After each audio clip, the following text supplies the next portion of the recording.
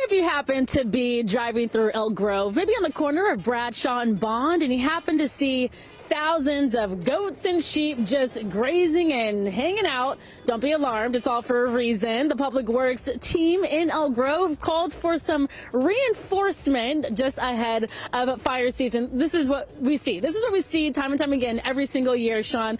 The grazing management program with the city. You guys, it's a successful program. Tell me exactly what it is that you guys do every year. Yeah, so these four-legged crews are out here suppressing our weeds and really making it safe for fire season as they work through our creeks and channels and open spaces.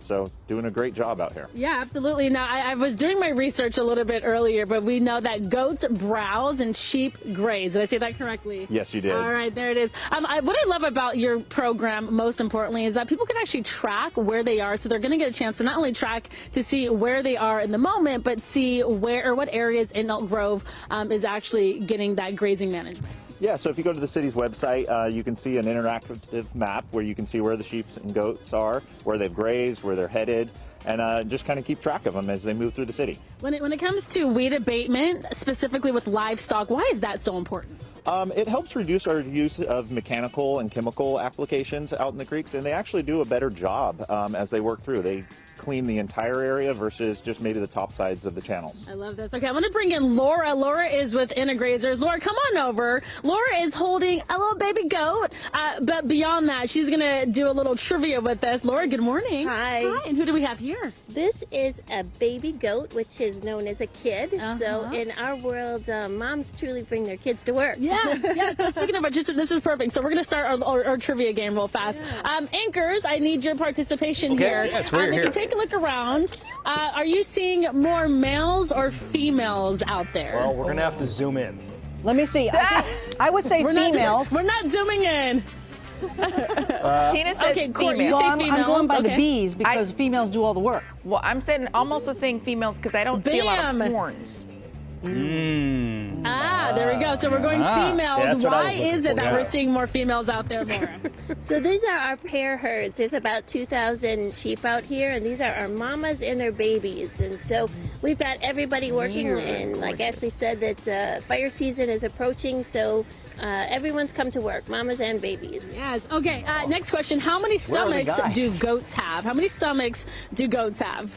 Okay, is it anything like sheep? I mean, cows. You know, they have like four compartments. Yeah. Is it like that? I'm going to go with 3. We're hearing 4. Okay, I say Cody 2. says 3. Tina 3? says 2.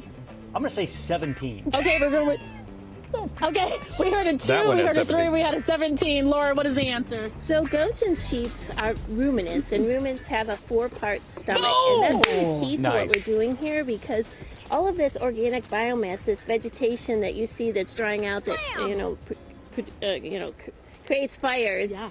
Is fermented in the rumen, and so we call it the power of the rumen, right? So if you look down there, these sheep are actually chewing their cud, right? They're fermenting, they're regurgitating all of this organic biomass, and so it'll go through the rumen, right? Instead of oxidizing into the air or being fuels for fire. All right, my last thing is you're with Integrazers. You're behind getting all these goats and sheep out to Elk Grove. People might be wondering, how do you train them or how do you even get them to each location?